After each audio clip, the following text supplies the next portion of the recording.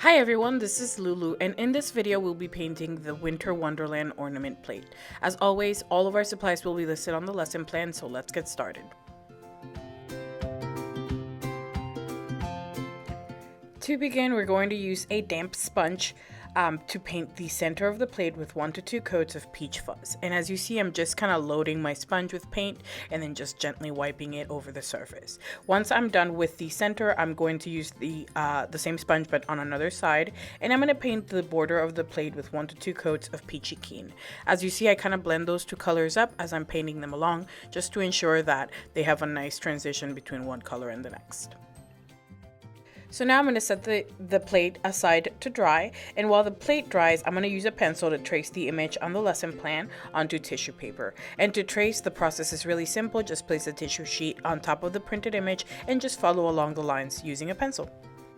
Once you're done tracing the image onto the tissue sheet, you're going to place the tissue sheet on the center of the plate and just align it as best as possible. And with the marker, you're going to follow along the lines you created with the pencil. Don't worry about the writing, as we're going to do that later. Alrighty, so once we're done tracing, we're going to use a small or a medium brush to paint the snowman and the ground under the houses with 1 to 2 coats of polar bear. Keep in mind though that you want to make sure that you let your coats dry. So you want to make sure that you do your first coat first, give it some time to dry, and then go on top and add your second coat later. The idea here is to ensure that there's enough coverage going all around, so that way there's a visible difference between the background and the snow.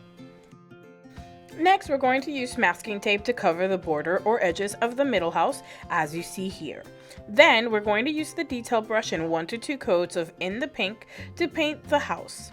If masking tape isn't available, feel free to paint the house just with the detail brush. Just make sure to cover all your markings lines and things like that to ensure the best type of coverage.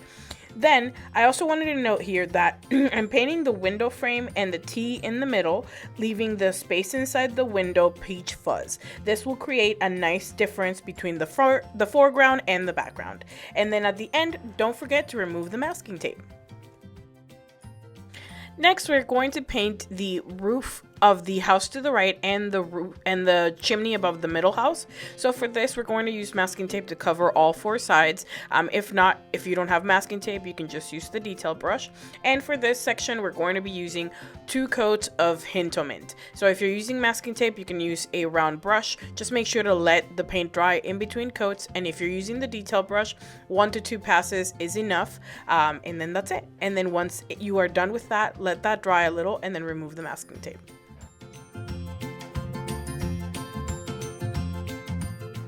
Okay, so next we're going to use the detail brush to paint the snowman's scarf with 1 to 2 coats of Rockin' Red. Then we're going to paint the embellishment on the top of the ornament plate.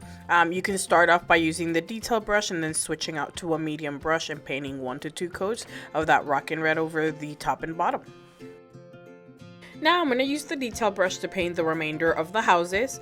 So this one is the house to the left, the roof of the middle house, and the house to the right. So just know that for this section you can definitely use masking tape, but I just wanted to show you how it would look like if you were using just the detail brush to color it all in. So when it comes to the detail brush, I like to load my brush well first and just kind of create the shape that I want to paint first, and then I switch to a small round brush or something like that, and then I fill in the rest. Just know that for anything that uses windows or that has the space for windows, I'm going to make sure that I use the detail brush instead to ensure that my lines are all really nice and not too thick and things like that. And then whenever I'm using the small round brush or any round brush, I try to make sure that I let the space dry after the first coat, so that way when the second coat comes, the paint can just sit a little bit better and coat the surface a little bit better as well. Next, we're going to give the snowman some cheeks by using Q-tips or the back of a pencil to paint dots on its cheeks with peachy keen. Now we're going to paint the snowman's buttons by using the back of any small or medium brush and the red, mint, and pink that we used previously just to paint dots. But remember to clean the tip after each use so the colors don't mix together. With the detail brush, we're going to paint the snowman's nose with 1 to 2 coats of orange crush.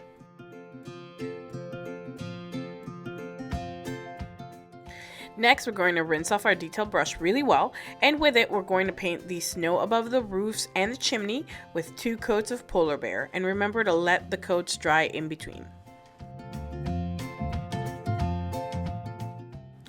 With a Q-tip or the back of a pencil, paint a few dots around the plate with polar bear. Keep in mind where you're putting them and make sure that they have enough space from one another, just to ensure that they all look like snow that's sprinkling down.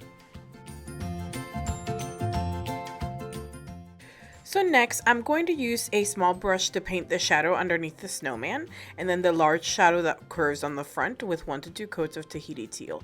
Just know that I used a pencil first to sketch it all out, just to have an idea of what I was painting before I started.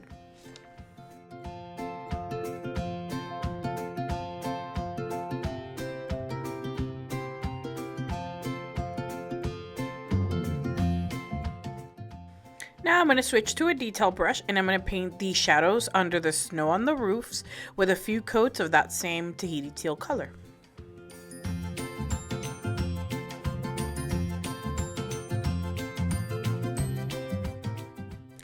Next, we're going to use the detail brush again, and this time we're going to paint the snowman's hat and the little plant that's on the left of the snowman with green acres. So whenever I'm building anything with the detail brush, I like to kind of create the shape first and then just kind of play around and make things thicker as I go. So try not to load too much paint onto your brush, that way you can start with something thin and thicken it up as you go.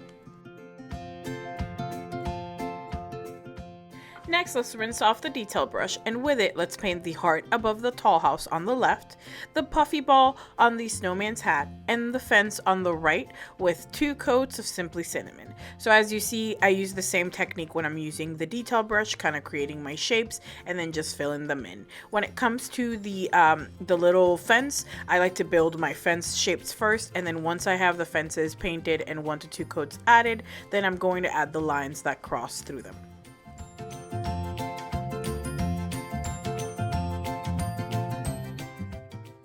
This is totally optional, but you could use the backside of the small round brush to paint some Hinterman dots over the green plant.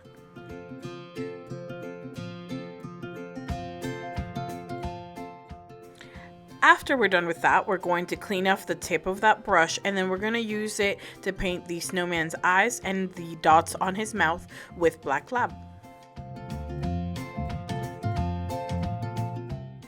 Now we're going to trace over the writing above the houses with a tissue sheet and the marker.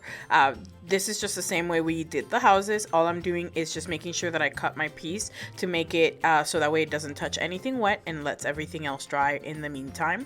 And then I'm also using a pencil real quick here, so just so you guys can see my writing a little bit better.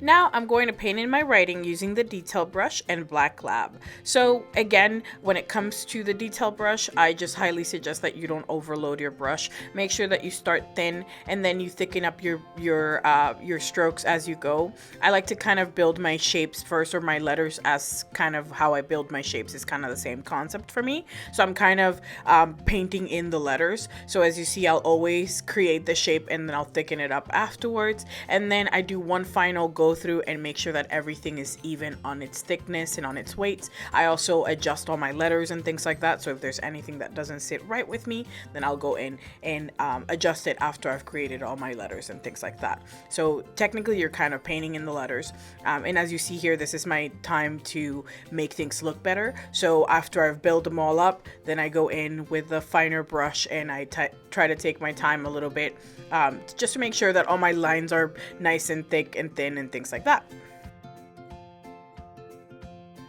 Okay, so after we're done with our writing, we're going to use the Polar Bear Fun Writer to add larger snowflakes around the sky and add accents to the snowman's hat and also highlights for his eyes. Once we're done, we're going to use the Fun Writer to add some little swirls and things like that to the top of the ornament plate. Alrighty, so here's a little close-up of the plate that we painted today, and here's the version fired. Thank you so much for painting with me today. Have a great one. Bye-bye.